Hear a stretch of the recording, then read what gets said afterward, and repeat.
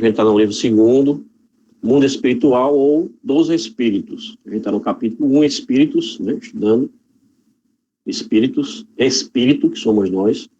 Nós já vimos a origem e natureza dos espíritos, o mundo normal, primitivo, e agora nós vamos adentrar nesse tema que é a forma e ubiquidade dos espíritos, que é essa capacidade que os espíritos têm. Isso nós estamos falando de espíritos evoluídos que têm a capacidade de estar em vários locais ao mesmo tempo. E nós vamos perceber, e ao avanço do nosso estudo, é que não é realmente a presença física do espírito, ele não precisa estar ali presente para ter essa capacidade de, vamos dizer assim, viajar e estar ao mesmo tempo em vários locais. Como eu falei para vocês, essa parte aí entra o nosso irmão Inácio Camargo, né, Antunes.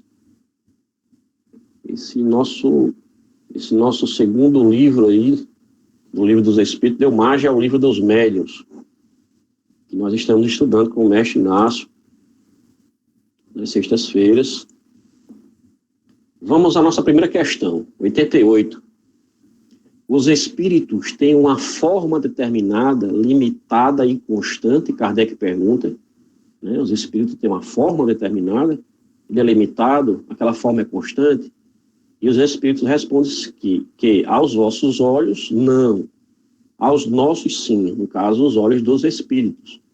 O espírito é, se quiserdes, uma chama, um clarão ou uma centelha etérea. Ele vai fazendo essa diferenciação, né, entre o volume, vamos dizer assim. Ele primeiro fala de uma centelha, que é algo bem pequenininho, um clarão e uma chama. E Miramês, ele traz que os espíritos não têm forma, sob o ponto de vista da forma como pensas. No entanto, é uma chama divina, é uma luz que o Senhor dotou de todas as qualidades a serem desabrochadas, de modo a enriquecer a vida, lembrando o seu Criador. Não devemos parar de pesquisar as belezas espirituais, porém, devemos fazer isso pelos processos ensinados pelo Evangelho, estimulando todas as virtudes no centro do coração, para que essa luz seja um sol a fim de confortar-lhe a consciência. Miriam Mendes, ele vem informando, né, que os espíritos não têm forma, do ponto de vista, né, assim como os espíritos também o respondem. Ele diz que as formas que os espíritos nos trazem, em certos momentos, é para lembrar o nosso Criador, e que nós não devemos parar de sempre nos questionarmos e pesquisarmos essa parte do mundo espiritual que somos nós, os espíritos, esse outro mundo, né, como nós vimos, estudamos na nossa última aula, que é o mundo normal primitivo, que é o mundo dos espíritos, que se assemelha ao nosso, mas num grau muito mais evoluído, porque as construções não são construções de matéria densa, né? E temos a 88A, que Kardec pergunta, essa chama ou centelha tem cor? Aí os espíritos respondem, para vós ela varia do escuro ao brilho do rubi, né? Vocês estão vendo aí a cor do rubi, conforme o espírito seja mais ou menos puro. E Kardec ele vem colaborar, trazendo que representam-se comumente os gênios, né, com uma chama ou estrela na fronte, né, na testa. É uma alegoria que lembra a natureza essencial dos espíritos. Colocam-na no alto da cabeça, porque aí está a sede da inteligência. E aí nós estamos fazendo uma referência ao espiritismo, né, trazendo para o espiritismo.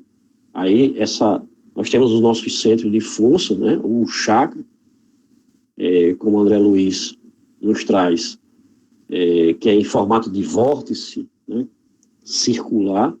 E geralmente esse nosso chakra frontal, ele é responsável da nossa fronte exatamente pelas energias e principalmente pelo ativar da mediunidade que envolve os efeitos e a mediunidade intelectual, que é a psicografia, a psicofonia e outros elementos que requerem desse centro.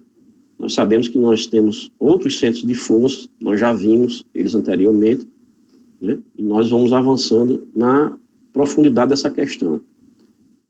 Miramês, ele traz que é a luz que nos circunda, nos fala que somos com clareza pois é do dito evangelho que ninguém engana a Deus. As leis do Senhor agem onde quer que seja, com a plenitude da sua força, nos dando de acordo com o que somos e nos fazendo ser o que conquistamos. Kardec traz que representam comumente os gênios, né? Ele diz que tem essa necessidade, geralmente é de forma alegórica, para dizer que tem esse rubi e essa representação. Nós sabemos que tem toda uma questão das cores que representam, né? O azul, o verde e assim por diante. E o espírito tem essa coloração, vamos dizer assim, de acordo com a sua evolução. Quando ele pergunta, aí ele começa já a entrar na questão da ambiguidade. Os espíritos gastam algum tempo para percorrer o espaço? Os espíritos respondem que sim, mas com a rapidez do pensamento. Kardec ele não nos trouxe nenhuma reflexão a respeito disso. Ele não comentou essa questão, por isso que eu só coloquei o nome Kardec aí. É porque realmente ele não trouxe participação nessa questão. Mas nós fomos buscar em Miramês, né, que o Miramês nos traz que existem determinados espíritos tão materializados que os seus meios de locomoção são os mesmos dos homens, e por vezes bem piores. Bem como há entidades altamente evoluídas que viajam grandes distâncias com a velocidade do pensamento.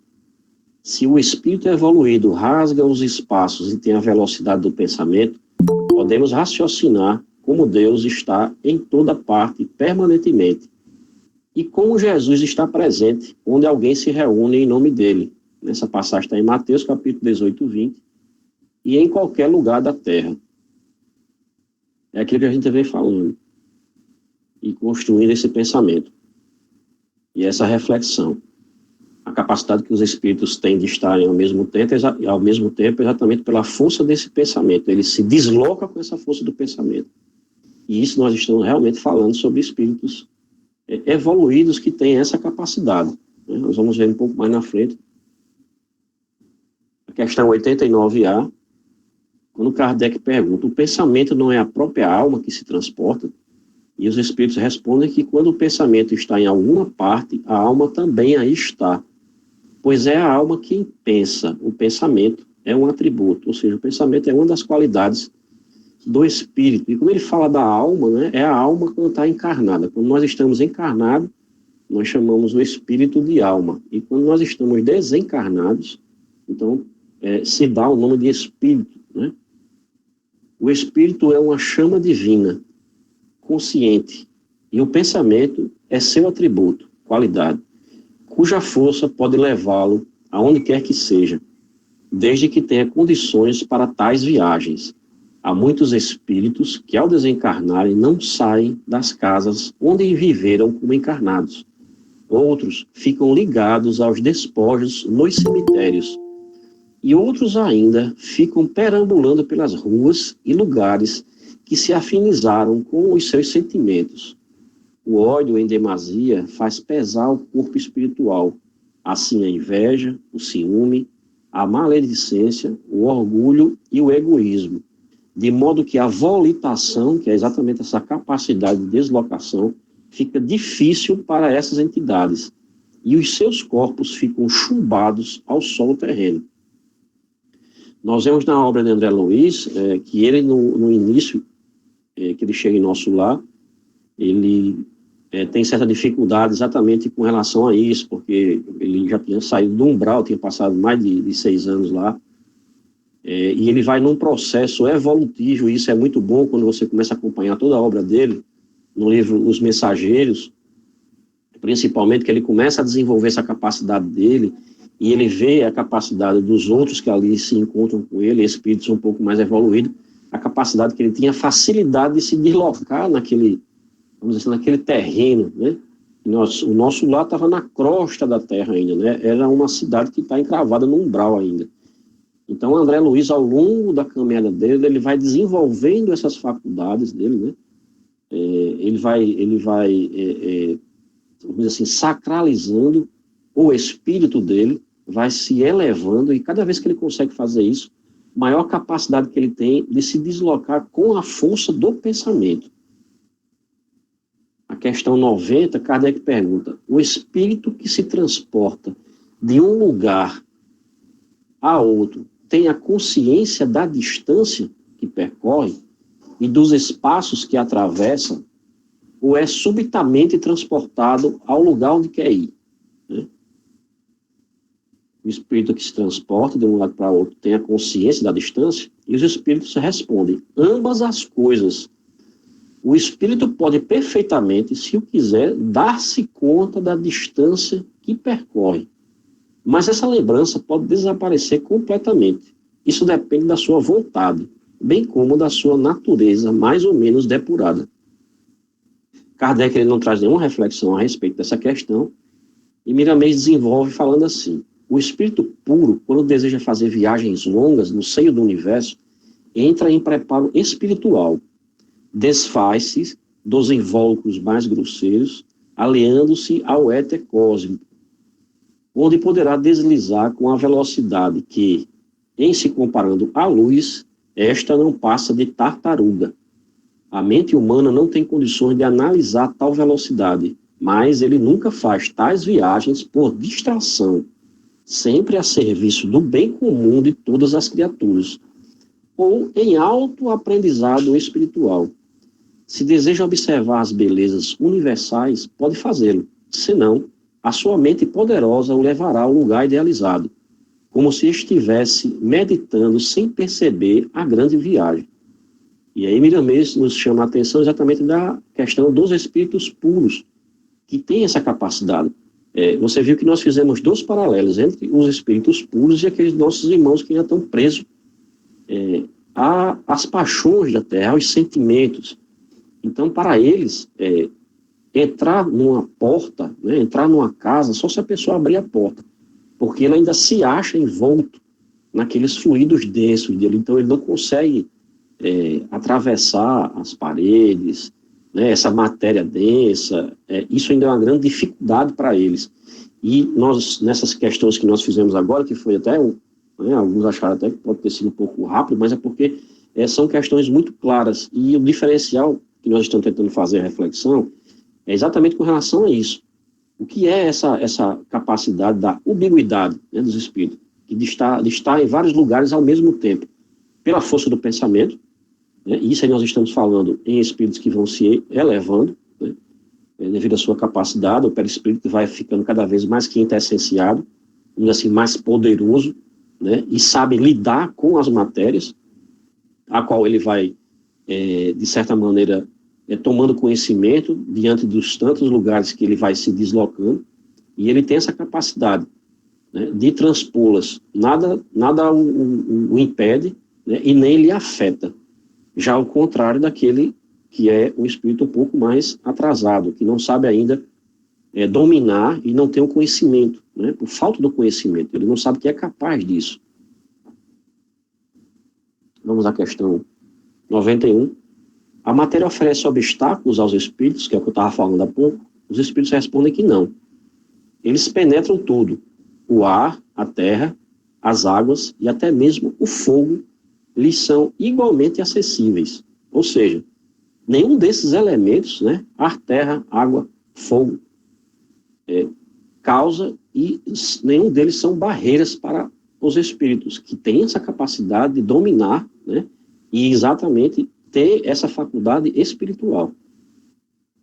Miramês fala que certamente que o espírito é livre, que matéria nenhuma opõe obstáculo a ele. No entanto, é bom que compreendamos que estamos tratando do espírito superior, que pela sua elevação domina todos os obstáculos físicos. No que tange, no que pertine aos espíritos inferiores, a matéria pode ser obstáculo incalculável para eles, por se encontrarem materializados e certamente sem condições de atravessá-la, como os espíritos puros, ou mais ou menos evoluídos.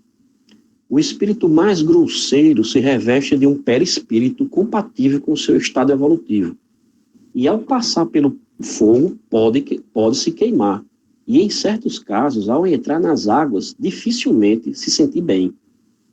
As próprias paredes lhe servem de obstáculos, A chave da sua liberdade está na mente, ligada à emotividade. Enquanto desconhecer esse poder grandioso, sofrerá muitas consequências oriundas da ignorância. Esses fragmentos do texto de Miramês que eu consegui captar, elas são fantásticas, né? Lembrando a vocês que cada questão dessa tem praticamente uma folha A4 inteira de reflexões de Miramês. A gente cortou esses fragmentos, a gente tenta trazer essa compreensão para as questões, mas ainda tem mais elementos para a gente se aprofundar, ainda tem mais informações que Miramês traz, né? Mas eu não podia trazer tudo porque ficaria muito longo. Esse que eu tento fazer, junto com o Antônio e Inácio, é trazer esses fragmentos para que fique compreensível e que, além das respostas dos espíritos, como vocês veem, que eles são bastante diretos, ter essa possibilidade de que a gente aprofunde um pouco mais, né? Eu acho que essas questões hoje estão bem tranquilas e dá margem para que a gente reflita, vai dar condições de Antônio, Sr. Inácio e todos aqueles que aqui se encontram falar um pouco mais. Lembrando que nós vamos nos aprofundar no perispírito no nosso próximo encontro sábado, né? Então não vamos ficar preocupados nesse momento, querer esmiuçar o perispírito, né? Vamos se ater primeiro a essa capacidade da ambiguidade, que é o espírito de estar em vários locais ao mesmo tempo, como é que ele consegue fazer isso. Nós estamos fazendo essa distinção entre os espíritos que estão um pouco mais adiantados, outros um pouco mais atrasados. A força desse pensamento depende do quê, né? Nós vamos para a questão 91, 92, né, onde Kardec pergunta: os espíritos têm o dom da ambiguidade? Ou seja, isso é um dom, essa capacidade de estar em vários locais ao mesmo tempo? Em outras palavras, o mesmo espírito pode dividir-se, né, ou existir em vários pontos ao mesmo tempo? No caso é que Kardec perguntou aos espíritos se o espírito se divide, né? Aí vem na nossa mente aquela reflexão da alma gêmea, né? A gente fala, fulano é minha alma gêmea, como se ao vir para a Terra, né, existisse um espírito que é uma metade e se encontra com outra metade e se une. Nós já vimos que não é bem por aí, porque se nós somos únicos, né, se nós somos seres únicos, nós temos personalidades únicas, então não poderia existir a metade de cada um em algum canto, né? Isso é só uma figura, né, uma fala figurativa, romântica, né, que alguns poetas trazem, e alguns acabam achando que realmente existe uma alma que se divide. E os espíritos respondem, né? Não pode haver divisão de um mesmo espírito, mas cada um é um centro que irradia para diferentes lados. E é por isso que parecem estar em muitos lugares ao mesmo tempo. Vês o Sol? É somente um. No entanto, irradia-se em todas as direções e leva muito longe os seus raios. Contudo, não se divide. Pelas coisas materiais, pode-se analisar as espirituais, mesmo que as comparações sejam pálidas. É o caso da televisão.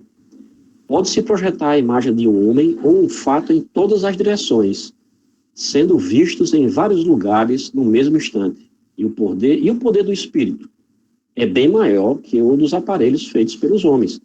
Certamente que pode acontecer com maior evidência. O Cristo pode aparecer nos lugares que desejar na Terra, no mesmo instante, a todas as pessoas que achar conveniente pelo poder da sua mente, e transmitir mensagens diferentes para cada pessoa ou agrupamentos. Ele é o dirigente máximo de toda a Terra, conhecido da ciência divina, e pode usá-la quando lhe aprouver. Desculpe.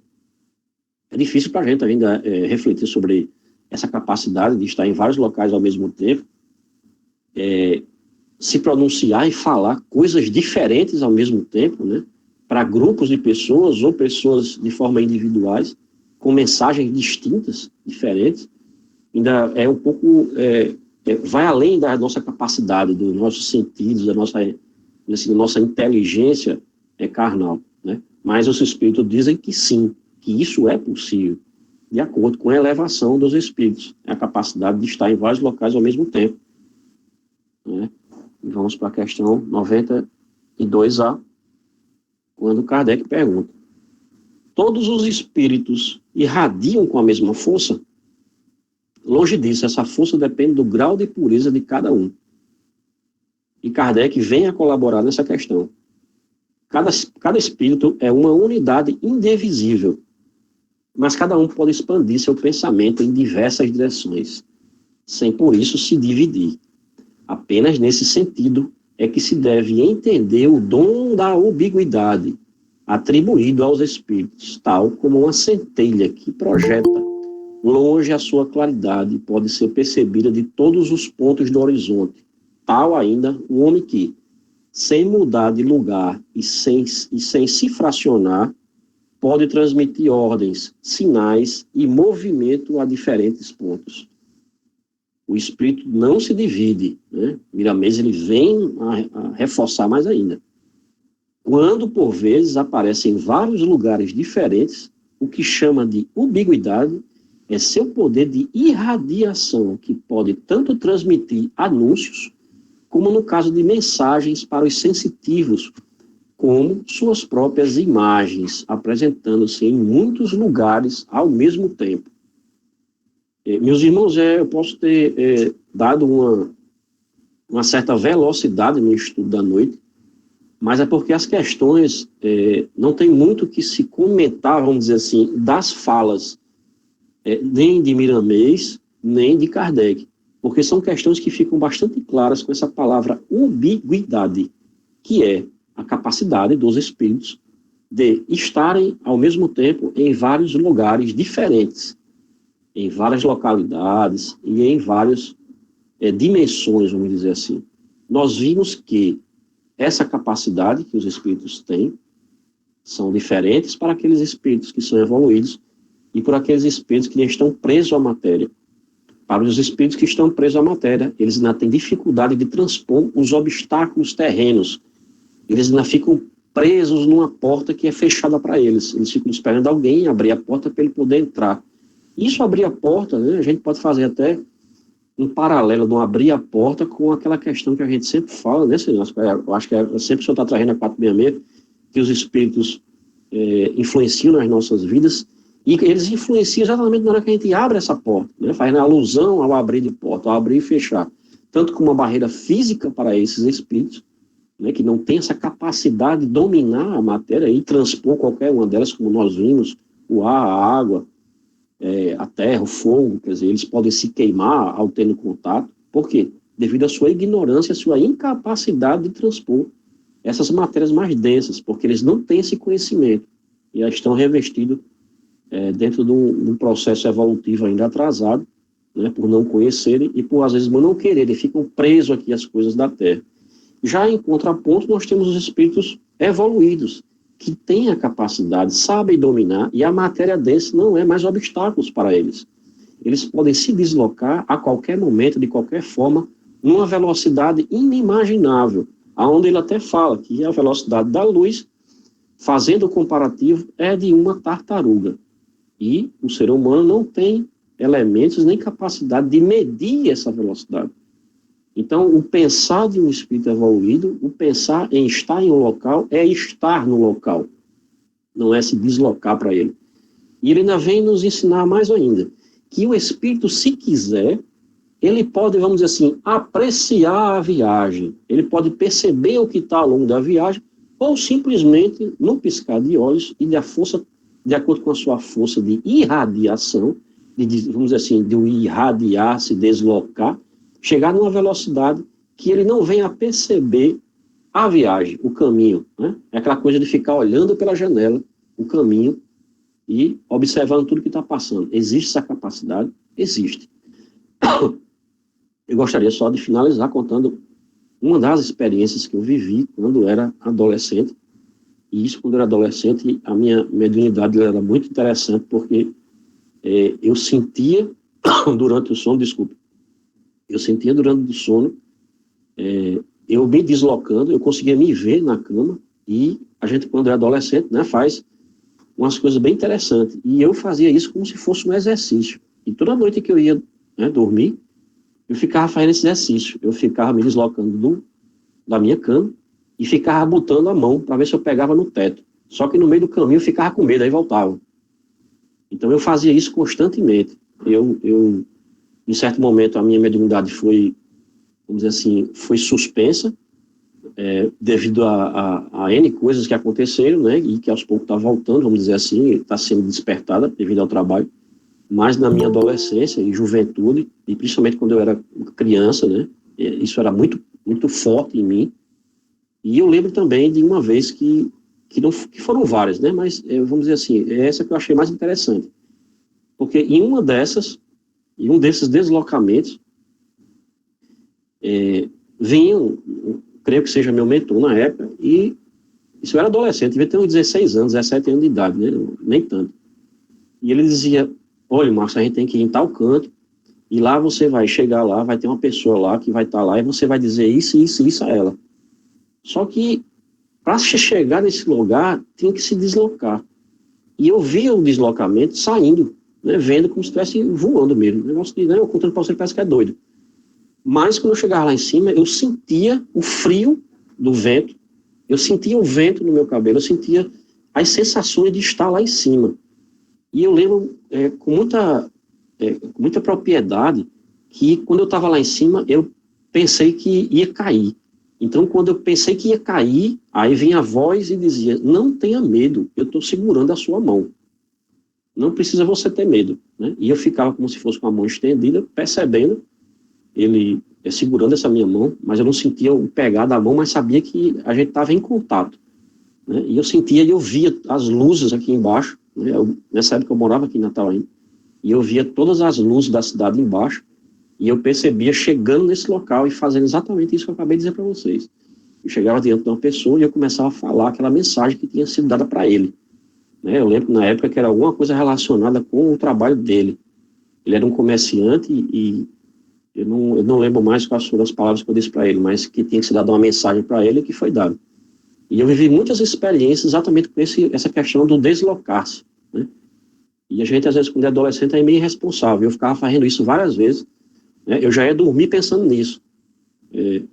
E com o decorrer, eu vou contando outras coisas que aconteceram comigo, exatamente porque eu tinha, quando eu comecei a trabalhar, comprei o meu primeiro carro, que era um Fusquinha. E eu tinha muito medo que roubassem as rodas do carro, que valia mais do que o Fusquinha, né? Um Fusquinha 76. E quando eu estava dormindo, eu trabalhava no banco na época, e eu acordava várias vezes durante a noite para ir olhar na janela para ver se o carro estava lá. Então eu acordava tanto para olhar que tinha hora que eu estava totalmente esgotado. Então eu me levantava em espírito, né? Eu passava saía do meu quarto, passava na sala, via minha mãe assistindo televisão, vinha na janela, olhava e voltava. E no outro dia eu perguntava, mãe, você estava na sala com a roupa assim, assim, assim? Eu estava. Aí eu sabia que tinha exatamente acontecido isso. Eu tinha me deslocado em sonho, né? Me desloquei em espírito, fui aqui na janela, olhei lá, vi que o carro estava lá e voltava. Então, a minha mediunidade nessa época era dessa forma. Né? É bem interessante, porque quando a gente é adolescente e a gente não tem uma orientação, minha mãe, apesar de ser espírita, mas ela abandonou o espiritismo, vamos dizer assim, e naquela época ela não mais estava no centro, né? Ela não estudava mais, mas eu tinha um livro dos Espíritos em casa, tinha um evangelho, e eu sempre estava lendo, né, e vendo essas questões, que me ajudava muito a compreender. Né? Às vezes eu tinha medo, porque não tinha ninguém me orientando, né? Naquela época, se tivesse alguém me orientando, e ela tivesse realmente no centro, eu não sei nem como é que estaria a minha mediunidade ao longo do tempo, com certeza estaria bem mais desenvolvida, mas isso é um processo que a gente vem evoluindo, né? De acordo com o comprometimento e o exercício, como o senhor Inácio sempre fala, que a gente tem que estar, e a gente está vendo que não é necessário mais estar na mesa mediúnica para a gente estar praticando a mediunidade com Jesus, e a gente vai se desenvolvendo. E muitas outras coisas aconteceram comigo que, ao longo dos nossos estudos aí, à medida que eu vou lembrando, né, eu tive essa lembrança hoje e vim compartilhar com vocês, porque tinha tudo a ver com essa questão do irradiar-se, do locomover-se, né? Então, achei bem interessante e vim compartilhar com você. Agradeço a paciência de todos na noite de hoje. A próxima aula de sábado nós vamos falar a respeito do perispírito e vamos refletir muito mais aí com o seu Inácio e com todos que queiram participar dessa nossa conversa. Devolvo a palavra para Antônio. Se o Antônio estiver aí, tá. Valeu, Toninho. Opa. Tá com você, meu amigo. Estamos aqui, estamos atentos e despertos. Não dormimos. Rapaz, coisa boa. Estamos raciocinando. Perfeito, pronto. Tem aí mais meia hora para a gente refletir. Que coisa boa, né? estamos com tempo aí. Alguém gostaria de fazer alguma colocação ou algum questionamento? Se não, João, pode prosseguir. Eu tenho uma observação muito em cima disso que o Marco Melo falou. Justamente ele estava abordando aí, eu me lembrei do trecho, tá certo, da mãe de Chico Xavier, tá certo, que ela, em Cartas de uma Morta, ela fez justamente essa observação que o irmão Marco Melo falou hoje. Ela diz o seguinte, né, sobre volitação, ela diz: logo que me habituei à nova vida na erraticidade, um dos espetáculos mais empolgantes era o de contemplar a terra a certa distância. Podem os espíritos locomoverem-se, como faziam na terra, lenta e pesadamente, mas não há necessidade de que assim se proceda. Graças às nossas faculdades volitivas, vencemos as maiores distâncias com rapidez inimaginável, podendo estacionar em qualquer ponto até a zona que nos é possível atingir em nossas condições de relativo desenvolvimento espiritual. Conforme Marco Melo falou, ou seja, dependendo da evolução do espírito, né, tá certo? Ele vai desenvolvendo essas habilidades, tá certo? De poder, quando estiver no plano extrafísico, fora da matéria, né, na erraticidade, ele poder fazer justamente essas viagens, como nós fazemos aqui no planeta Terra. Eu quero ir Macaíba, eu quero ir São José de Bibibu, e a gente se desloca fisicamente, né? Agora, no plano extrafísico e desdobramento, nós podemos fazer isso, conforme o Marcos falou, aí essa capacidade de poder, né, como mentor dele, poder fazer aquela, né, a caminhada que ele queria fazer lá na visita, como ele falou. A mesma coisa quando nós estamos já desencarnados, e conforme a mãe de Chico Xavier, Maria João de Deus, ela falou, né? Quer dizer, ela vivenciando essa experiência de poder volitar de forma conforme, né, a vontade dela e a capacidade em função da evolução dela. Tá, seria isso, Antônio, a minha observação. Muito boa aula, tá certo? E eu repasso aí para você colocar os outros colegas que queiram fazer alguma abordagem. Bom, vamos então continuar com o nosso microfone aberto. Alguém mais gostaria de fazer uma colocação?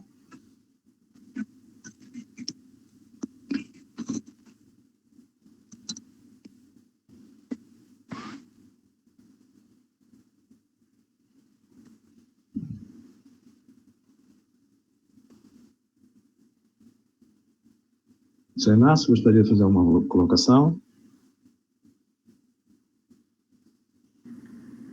Boa noite, meus irmãos e minhas irmãs. Como o Marco colocou desde o princípio, essas questões elas estão bem claras. Não, eu não tenho nenhuma colocação a fazer, não. Acho que para mim está tudo bem. Foi muito boa a explanação que o Marcos fez, né, com as associações da posição de Miramês. Então, só com o João de Deus também, parabenizar o Marcos, né, pela exposição da noite.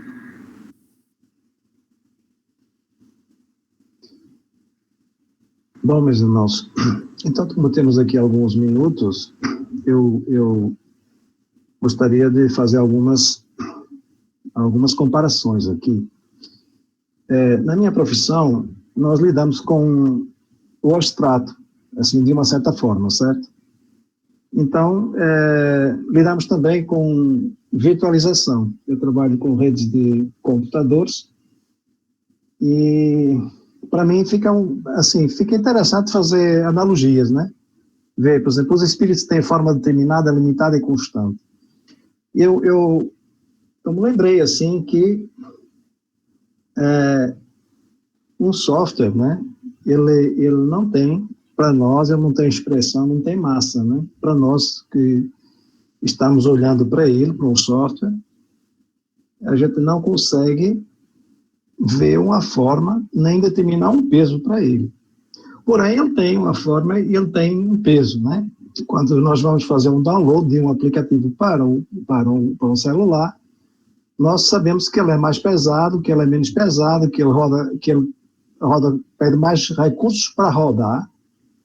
E se eu abrir a fonte, se eu abrir o código em que esse programa ele é escrito, esse software é escrito, que é um programa, e a linguagem em que ela é feita também influencia, se a linguagem ela é mais perfeita, se ela é menos perfeita, também vai influenciar. Eu posso ver uma forma que ele tem, que é sua estrutura lógica, e tem um peso que nós, muitas vezes, medimos eles em megas, né? Tem 2 megas, tem 3 megas, tem 4 megas. Então, é interessante a gente ver que a ciência, desde a época que Kardec escreveu, né?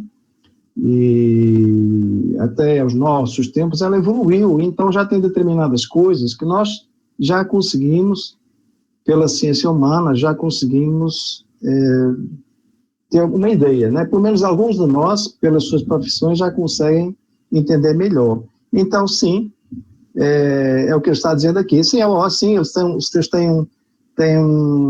têm uma forma, né? E eles dizem até aqui a forma. Então, assim, a gente já sabe que tem determinadas coisas que a gente não vê, mas que elas existem, que a gente trabalha com elas e usufrui todo dia, né? No nosso celular, nos nossos computadores, que tem peso e tem forma, só que a gente não vê, a gente só vê o efeito, a gente não vê a causa. Cara, eu diz aqui, essa chama ou centelha tem cor, aí diz que conforme a sua pureza. Eu acredito que sim também. Mais tarde a gente vai poder ver que o nosso perispírito também emana cores, né? E depende muito da nossa situação, da nossa situação, digamos, de avanço, como é que nós estamos intelectivamente e moralmente associados. E aqui, estava fazendo uma... Deixa eu ver se eu posso já falar nisso aqui, ou se tem mais à frente, se tem mais lógica. Deixa eu ver aqui. Aqui, só um minutinho. Sim. Então, assim, aqui eu estava vendo aqui, estava pensando que existe todas essas frequências, e Marcos falou nisso também, as frequências advêm de campos de força vibracionais, isto é, quando uma molécula, né, vamos falar num átomo, que é constituído por partículas subatômicas, não é? Quando ele se constrói, ou melhor, quando o espírito, ele, através da sua força mental, ele vai construindo esse átomo, e ele vai juntando aquelas subpartículas para fazer aquele elemento atômico, não é? Tem um campo de forças que é usado, que o próprio espírito ele usa através do seu pensamento, e que mantém aquele conjunto de subpartículas, digamos, agregadas. Essas forças agregadas, não é que fazem o campo vibracional. Quanto mais pesado for esse elemento, mais ele vai custar, ou melhor, mais ele vai estar aproximado, digamos, do campo de forças da superfície da Terra. Então, assim, quanto mais peso, mais ele vai ficar próximo da Terra, e quanto menos peso ele vai ficar mais leve, então vai ficar mais longe da Terra, pelo menos é o que eu estou entendendo aqui. Mas assim, esses campos, eles fazem parte da própria construção molecular, tá certo? Então eu também não vou avançar, porque eu acho que eu vou confundir vocês. Então é o seguinte, aqui ele diz que o pensamento não é a própria alma, o pensamento não é a própria alma que se transporta. Pronto, a gente sabe que aqui também ficou bem claro que o pensamento é um atributo da alma. Então, onde a alma estiver, está o pensamento. Aqui também Marcos Melo colocou muito bem a questão da radiação, da potência da alma. Cara, para nós, quando ele coloca, por exemplo, que a alma, independentemente do ponto onde ela está no espaço, ela tem condição de se deslocar ou ela tem condição de irradiar. Depende do seu grau de pureza, ou grau de potência. Digamos, quanto mais puro, mais potência ele tem de irradiação. Então, digamos que nessa ubiquidade que se fala, diz que o espírito ele não se divide, porém, ele consegue chegar a vários pontos irradiando. Então é interessante, né? A gente vê hoje que naquela época ele chega aqui a dizer que a televisão, não é, que é uma das, acho que é a Mira mesmo que fala, né? Que a televisão é uma das aplicações que nós entendemos. Ela está sendo difundida através de um ponto, através de uma antena, e várias pessoas ao longo de várias áreas elas conseguem captar. Ora, isso era naquela época, porque hoje eu posso mandar uma transmissão direto para Marcos e depois mandar outra direto para seu Inácio usando o mesmo aplicativo que é o WhatsApp. Então, eu não tenho que mandar o mesmo para todos. Eu posso mandar um para Marcos, outro para seu Inácio, posso mandar um filme para Marcos, outro para seu Inácio, posso mandar um pensamento para Marcos, outro para seu Inácio, e posso mandar para 1000 pessoas. O que é que nós estamos fazendo aqui? Digamos assim, nós não temos essa quantidade de alunos assim, no mundo físico, mas, por exemplo, o Marcos está falando aqui para 15 pessoas. E ele não se dividiu. Ele está usando da tecnologia para que isso aconteça. Então, isso é uma analogia, certo? Agora, veja bem, como os espíritos, eles se comunicam pensamento a pensamento, não necessita disso, não. Isso aí é só enquanto a gente não tem esse grau de pureza, enquanto a gente não atinge esse grau de elevação.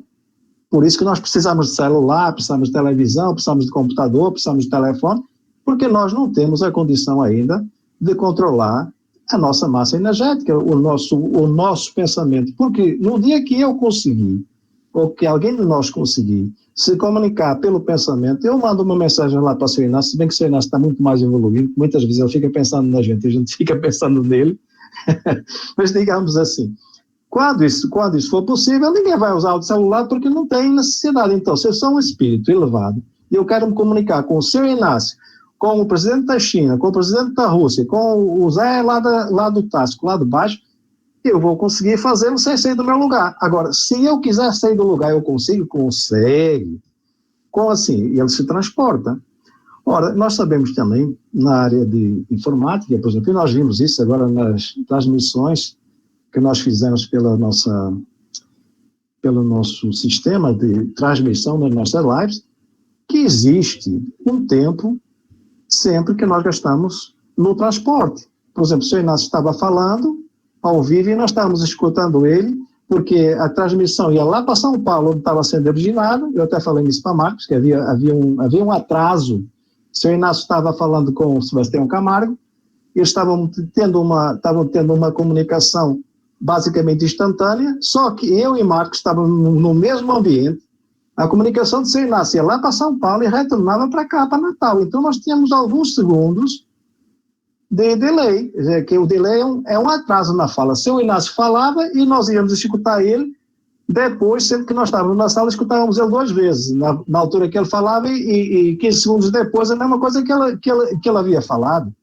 Então, tem um tempo que demora. Ora, o espírito avançado, ele tem a condição de, no caso, como ele viaja em alta velocidade, digamos, um espírito de luz, ele viaja acima da velocidade da luz, então, se ele quiser, de um momento para outro, ele pode se lembrar daquilo que aconteceu, porque na informática nós temos condição também de fazer essa medição. Quer dizer, eu tenho sempre um rastro, embora, por exemplo, eu esteja falando agora do seu Inácio, se o seu Inácio está recebendo lá 2 segundos depois de eu falar aqui, ou 3 segundos, e existe um caminho, e esse caminho ele fica registrado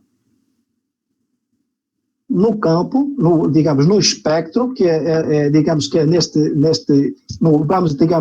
este vazio do ar, digamos, ou o ar, né, ele fica registrado, e eu tenho condição de medir isso aí.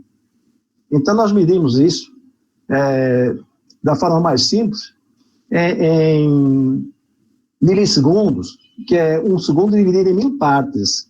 Então, por exemplo, se eu quiser saber, nesta rota que eu estou falando aqui com o seu Inácio, daqui para a casa dele, eu sei quantos saltos, quer dizer, quais são as paradas, quais são as metas que esta informação, que esta imagem está levando, e por onde é que ele vai? Se ele vai daqui direto para a casa dele, se ele vai daqui, vai para Fortaleza, vai para a casa dele, se vai daqui, vai para Mossoró, vai para Fortaleza, vai para a casa dele, e a gente tem condição de saber. Então, os espíritos, através da sua mente, também têm condição de mapear, porque a vida física é uma cópia inexata, imperfeita, da vida espiritual.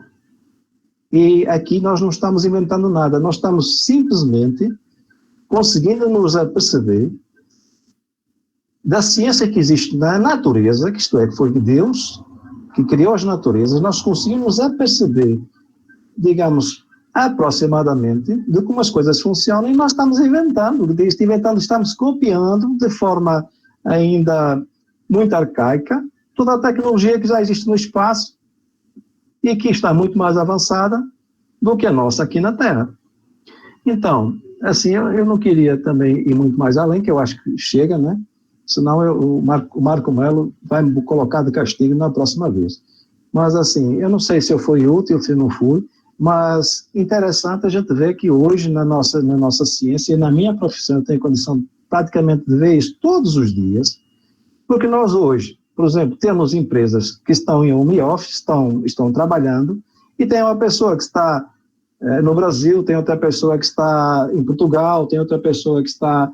E estão todos trabalhando na mesma empresa, tá? Da mesma forma que estivessem trabalhando na sua empresa, digamos, todos juntos, produzindo através de tecnologia que permite, sem que a pessoa tenha que se dividir, né?